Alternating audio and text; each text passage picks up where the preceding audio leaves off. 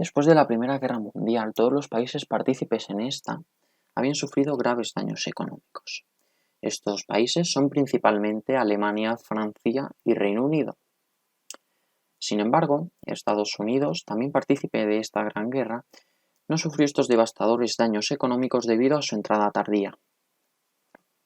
Estados Unidos, durante los años 20, se convirtió en el principal exportador de materias primas y productos industriales. Durante la guerra, Estados Unidos sacó los famosos bonos Libertad para financiar esta gran guerra.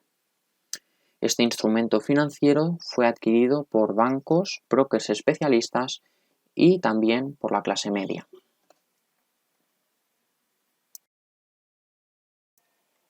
En 1920 se produjo un crecimiento económico promovido por la bajada de los tipos de interés, lo que facilitó el endeudamiento de las clases medias, tanto para la compra de acciones como para el consumo.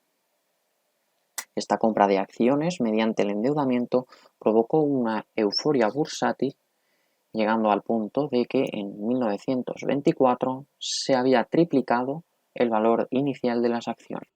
Sin embargo, en 1928 comenzó el declive de estos felices años 20. La capacidad productiva de Estados Unidos era superior a la demanda de Europa y al propio país. Esto provocó un exceso de stock, por lo que el ritmo de producción bajó de forma precipitada, dando lugar a despidos y, por consecuencia, a la decaída de los ingresos de la población.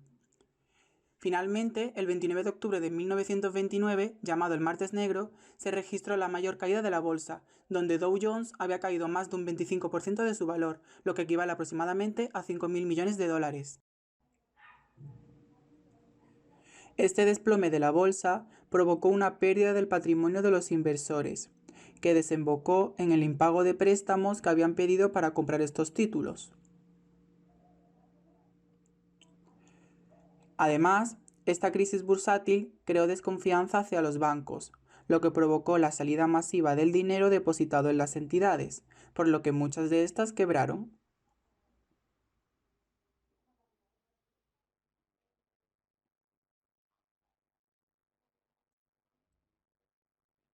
Todo esto produjo un efecto dominó, que trajo consigo una parálisis del consumo, incrementó el desempleo de forma exponencial y provocó el cierre de numerosas empresas.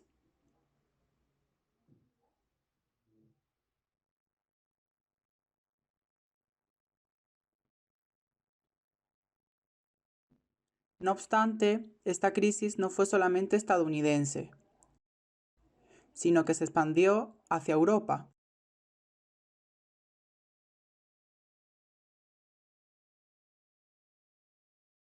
Ya que el comercio internacional decreció y se retiraron las inversiones financieras en el extranjero. Todo esto facilitó la llegada de la crisis estadounidense a Europa. Las terribles consecuencias del crack del 29 fueron más allá de las fronteras estadounidenses y tuvo durísimas repercusiones en el continente europeo. Las quiebras bancarias causaron que muchos depositantes optasen por el oro y el dinero en efectivo frente a los depósitos bancarios, con lo que la inversión quedó paralizada.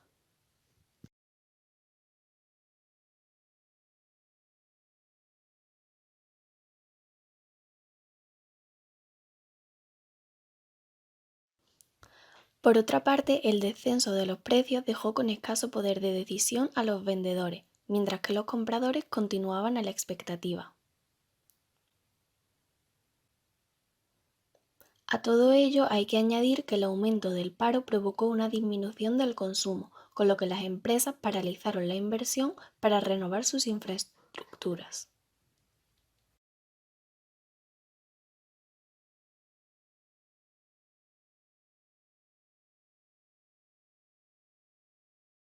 Ante la grave situación económica que se vivía en Estados Unidos, el comercio internacional disminuyó notablemente, sobre todo cuando los estadounidenses optaron por repatriar sus inversiones en el extranjero.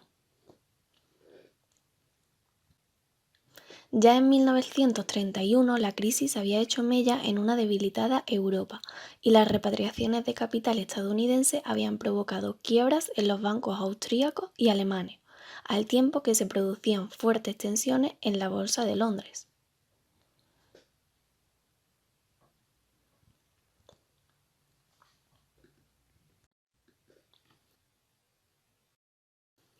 El hundimiento de la economía norteamericana hizo que disminuyeran considerablemente las exportaciones a Estados Unidos y, en consecuencia, el desempleo también aumentó en Europa.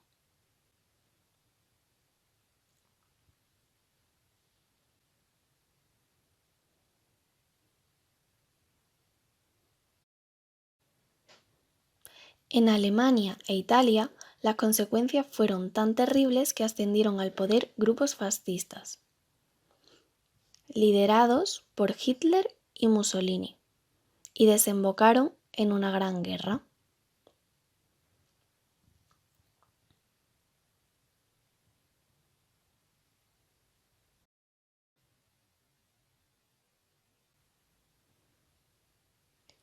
Por ello, podemos decir que una de las consecuencias más importantes del crack del 29 es la Segunda Guerra Mundial.